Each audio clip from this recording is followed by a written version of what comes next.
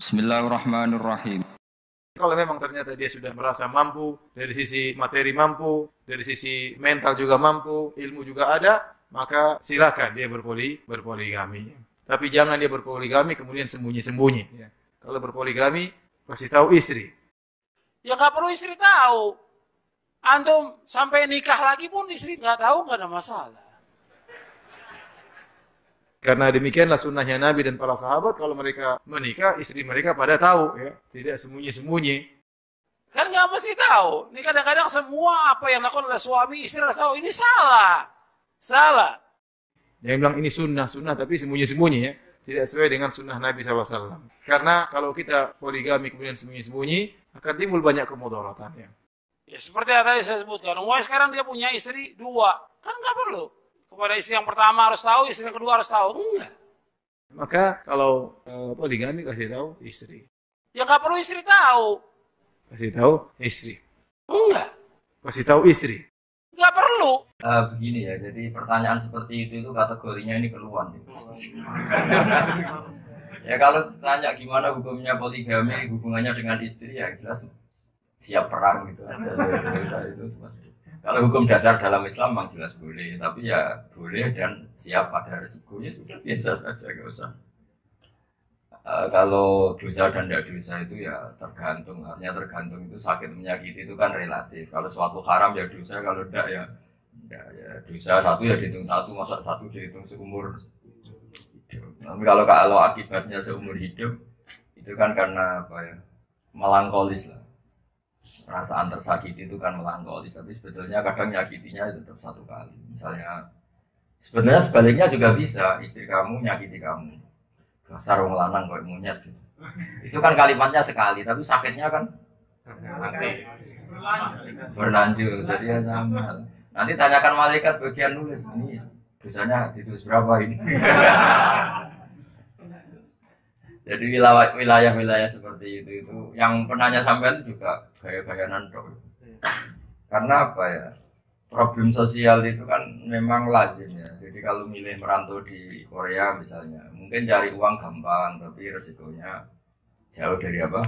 Keluarga. Kalau kumpul keluarga, nyari uang susah, tapi dekat keluarga. Tapi resikonya apa? Dimarahin, diomelin. Ya sudah hidup ya seperti itu. Ya biwakum ayyukum ahsanu amala. Saya punya data kitab yang saya kenal bagus sekali. Kitab itu cerita begini. Semua yang ditakdirkan Allah itu baik. Yang nggak baik hanya satu maksiat. Karena nggak boleh kamu zina, maling berdasar kodok. Jadi asal tidak maksiat itu sesuatu pasti positif. Termasuk beliau mencontohkan gini. Contohnya pasti unik. Ini terutama yang punya teman-teman banyak. Kata siapa dia teman akrab, setelah saya miskin gak dijenguk lagi. Padahal zaman saya kaya sering kesini. Banyak gak orang miskin yang jatuh miskin bilang gitu? Zaman kaya temannya banyak, zaman miskin hilang ditinggal. Itu kata kitab itu bagus. Allah mentakdir begitu tuh bagus. Coba kamu kaya raya dulu sering traktir temen terus numpak limusin bareng. Kemana-mana tadi saya diantar limusin Korea. Orang miskin teman tetap ke situ. Padahal kamu nyuwun sewu sudah buruhnya orang bikin bata, buruhnya orang manol kerja di pasar. Malah malu tuh jadi tontonan. Artinya Allah mentakdir saat kita miskin teman tidak jenguk itu bagus. Kalau kita miskin terus teman-teman jenguk malah jadi tontonan. Pernah kaya raya traktir ditilihi teman, pas buruh di rumahnya orang milih ditilihi apa milih enggak? Malu kan? Artinya sebetulnya keluhan manusia itu cemen saja bilang apa? Oh kalau zaman saya jatuh kok ada yang jenguk saya. Kalau itu pas jatuh dijenguk kan malu. Mana ya temanku? Pas dijenguk guru foto di rumahnya orang pas dibentak lagi. Padahal dulu bos. Artinya gini loh, kalau Allah sudah mentakdir sesuatu itu pasti masalah. Mungkin masalahnya kita jatuh itu teman-teman lupa terus kita bisa intro. Reaksi bangkit lagi lah. Nanti kalau sudah bangkit temannya datang lagi sudah pakai baju bagus, sudah keren. Jadi artinya gini loh, banyak keluhan-keluhan manusia sebetulnya nggak proporsional gitu. Allah sudah menyiapkan seperti itu. Misalnya Allah bikin rata-rata istri itu cerewet. Memang lelaki tidak dicerewet, turu ngopi. Barokahnya cerewet ini ada pelecut apa semak. Kalau bangun guru saya kalau guyon, kayak di bujuk konaan riman, fakir selawasi. Wong lanang rai-rai gini kok bojone riman, wah mesti tak jamin turu mangan roti rokok turu mangan ngopi sambil nunggu mati. Barokahnya sampai begini barokahnya apa tuh? Kecerewetan. Jadi artinya kalau Allah bikin sesuatu itu sudah dipertimbangkan lah kira-kira gitu bahasa manusianya apa? Jadi nikmat. Begitu juga poligami. Poligami itu dihalalkan Islam, tapi kan dapat nikmat. Masa dapat nikmat gak dapat umpatan, gak dapat maki-makian ya sudah. Tinggal kita nonton saja. Lah ya artinya sesuatu pilihan kan pasti ada resiko. Makanya saya sering bilang ke teman-teman, saya datang kalau kamu poligami, tapi ada resepsinya. Waduh, gak resepsi perang. Ada yang berani poligami pakai resepsi. Bisa perang. Jadi menurut saya kita ya jangan merubah hukum Islam, tapi yang hitung kekuatan, kekuatan dari masalah. Makanya kata Quran, wa itu malah tajidu ya fawahidatan. Kalau kamu merasa takut tidak adil ya cukup satu. Kalau kamu bukan sekedar takut tidak adil, pasti tidak adil. Rai-rai gini itu pasti tidak adil. Makanya Sayyidina Ali nanti, Sayyidina Ali ya lucu. Wong alim mesti ono lucu. Jadi Sayyidina Ali ono wong ngaku bar ngambung rondo apa. Walhasil Sayyidina Ali apa dijilid. Ya Ali, kamu bar ngambung ngeten-ngeten.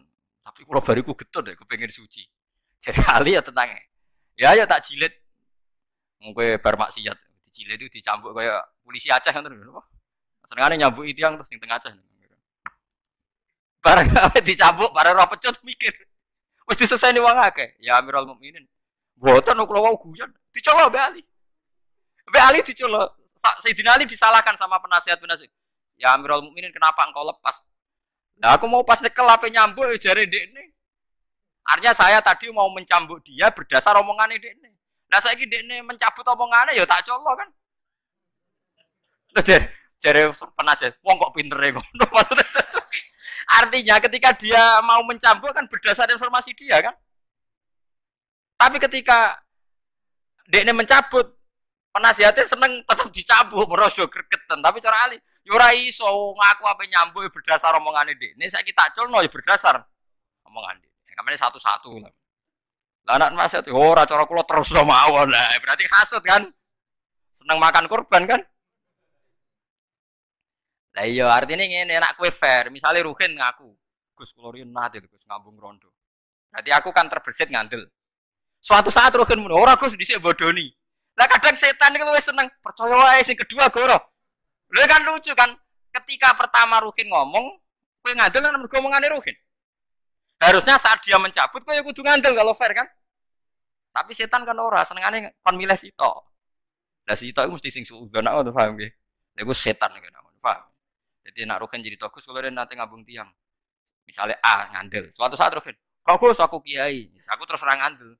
Mergo akhad tu bikauli wa tarak tu bikauli. Masyhur dawuh sini. Akhad tu bikauli wa tarak tu bikauli. Ketika adek ni ngomong aku ngandel, saiki ketika adek ni menolak, nggih kula napa?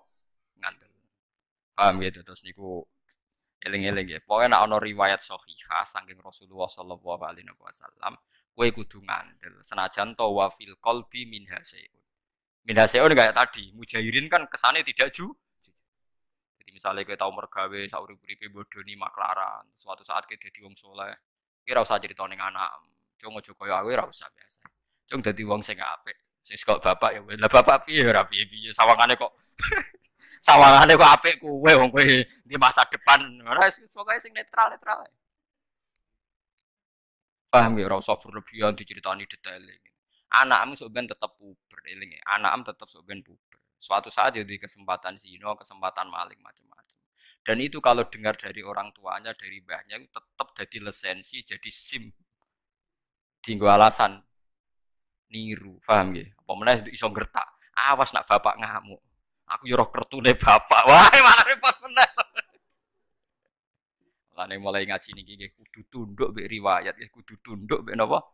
Riwayat. Lane kula seneng ngapalaken hadis termasuk kula kepen bantu jenengan ben cara berpikir anut Rasulullah sallallahu alaihi wasallam. Barokah kita roh Wong kula nate kemalingan, nggih kemalingan tenan. Nggih kula nate kemalingan. Ya pokoke kelangan. Jadi bojo kula. Gus Salim jenengan kok kelangan. Mosok jenengan ora iso muka syafa ta apa ben kecekel. Ayo lucu to. Oh kowe ora rasane dadi wong alim. Dadi wong alim jene Gus. Aku iku ya iso muka syafa, tapi etikane wong alim man satara musliman satar. Wong aku umpama roh wae bebo ora roh kok malah bokon roh. Lah aku polisi seneng nyekel. Lah kita sebagai wong alim mak repot. Wong alim kadang seneng malingi ra kecekel, perkarane iku ora nutupi eleke wong muslim. Jadi umpama polisi kok nyekeli hadis man satara musliman, satara ya ora ono maling kecekel. Mulane polisi ora usah dadi kiai, tapi kiai aja dadi polisi. Ayo repot. Mane bojoku takmu, kowe ora ora rasane dadi wong alim. Umpama aku roh wae ora. Yo kadang dites tenan, wae pengen yo resiko tenan. Mana aja dadi wong alim, apa dadi wong alim apa. Paham wis ngono pangeran kersane. Paham gitu, jadi pokoknya nak ono riwayat sahihah, nak iso, nak ra iso ya ora apa-apa. Tapi ini kan cerita ideal gitu. Ben gue ra di pikiran sekulerisme atau pikiran sing tentang Rasulullah sallallahu alaihi wasallam. Kalau contoh paling gampang, niku masalah wayo. Kulo nganti sakniki misalnya ndak wayo. Mbah soben ya ora roh, pokoke nganti saiki ra wayo. Tapi aja sampai kowe janggal mbek logika wayo. Piye wae Rasulullah niku poligami. Lah cara menjelaskan gimana, Gus? Gampang cara menjelaskan. Misalnya Mustafa di bojo papat. Paling banter wong papat tuh cemburu-cemburunan, rebutan jenggote Mustafa. Misalnya. Itu paling banter. Tapi konfliknya itu paling urusan cemburu. Tapi nak gak wayo bojo sito, ana rondo ayu ora dirapi. Konfliknya ora cemburu, selingkuh ndak ya. Selingkuh ndak itu kan lebih fatal. Artinya ngene lho, tukarane bojo papat urusan cemburu, tapi nak bojo sito taruhane zina ta, selingkuh ta ora. Akhirnya gue misalnya pikiran mutus ora selingkuh, rondo iku tak rapi lah. Iya berarti kasus wis poligami kan lebih baik kan. Paling ndak Anda bisa memberi penjelasan. Saya elek-eleke wong poligami paling resikonya hanya resiko Tapi nak ora poligami, ini podo-podo bayangno potensi maksiat, potensi ini seling. Tapi orang anti zina Gus mau delok-delok anda ya podo wae kan. Lah nak cemburu masuk bojomu papat sisi tok dijelok tok ya sisi tok apa cemburu. Lah mulane titenane wali ku gampang. Wong sing gak janggal mek sunah Kanjeng Nabi meskipun dekne ra nyali melakukan. Saya pernah ditanya ini kasus nyata. Gus yang netral lu baik ndak? Misalnya orang tukaran gak melok-melok. Rasulullah gak tahu dadi wong netral. Misalnya Mustafa tukaran ambek Ruhin, Nabi mesti bela salah situ. Nabi mboten gak ada adat. Mbah ora melok-melok urusane dhewe ndak. Karena kalau gak melok-melok artinya ngeten. Nak gajah tukaran mbek kucing, muni ra melok-melok artinya ikhlas kucing tidak gajah, wong mesti menang nopo? Gajah. Nah, Ruhin tukaran mbek Mustafa, nak pancen Ruhin sing salah. Terus kue muni ra melok-melok berarti membiarkan kesalahan mbek kebenaran setara. Padahal tugasnya Nabi ku furqon, misano barang hak ambek batil. Makanya Nabi pasti ngambil sikap. Bela Mustafa mergo sing hak. Makanya kula setuju misalnya kados para habaib sing milih misalnya kudu jelas A B B. Harus menjelaskan. Jadi misalnya menolak ini enggak apa-apa, kudu jelas. Meskipun orang lain bisa beda tapi kudu jelas. Misalnya kalau orang Islam nolak A, seperti di Jakarta ya harus bilang nolak A. Ciri utama kebenaran itu yang hak-hak yang batil-batil. Loh soal kita artinya tetap menerima karena konstitusi ya karena kita orang Indonesia, tapi ciri utama kebenaran harus bilang kalau ini A batil, kalau ini B benar misalnya. Enggak boleh kamu netral. Waduh, tidak bisa nanti barang hak setara sampai barang batil. Paham ya? Makanya ciri utama Nabi itu al-farik. Al-farik itu memisahkan hak dan batil. Quran juga furqon. Furqon itu bainal haqqi wal batil. Ora, lah tapi nek ada jor, ora melok-melok hebat. Mboten derek-derek. Derek-derek kok bijak, nang Jawa boten derek-derek niku bijak. Nah itu udah bisa. Loh meskipun kita sendiri sebagai orang Jawa tidak punya nyali farik misalnya. Tapi ojo kok sampai terus kowe dukung netral itu tidak baik. Karena kalau Anda netral berarti membiarkan barang batil setara dengan barang hak. Dan ciri utama kesalahan termasuk iku wahum bi rabbihim ya'dilun. Orang yang mensetarakan hukumnya Allah antarane hak mbek napa? Batil. Mulane jare Ahmad bin Hambal, nek ana wong kok akrab mbek tukang bid'ah utawa tukang maksiat, fashhad ndek niku wong adoh pengiran. Mosok ambek wong saleh akrab, ambek wong elek ya akrab. Engko akhire wong elek nganggep aja jebule padha wae. Tapi nek ana dinengi, ana ya pokoknya ana perlakuan yang beda kan kita ana ini hada hak, hada napa? Batil. Lah terus solusinya jika kita secara hukum sosial tidak bisa sini ngendikane ulama-ulama.